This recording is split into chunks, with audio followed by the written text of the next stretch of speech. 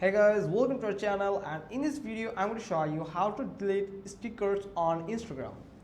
If you have created stickers on Instagram, then you can just delete it by following these simple steps.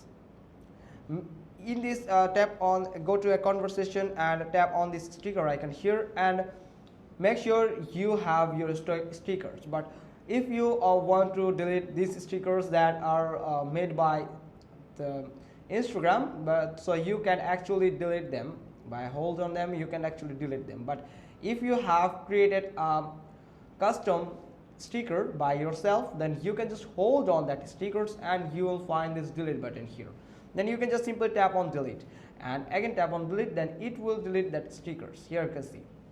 Also, you can make stickers by tap on this cutout option here, and you can just go down and you can just select a photo and it will just recognize the object on that photo and it will just convert it as a stickers. Here you can see it is just adding the stickers of that object on that image.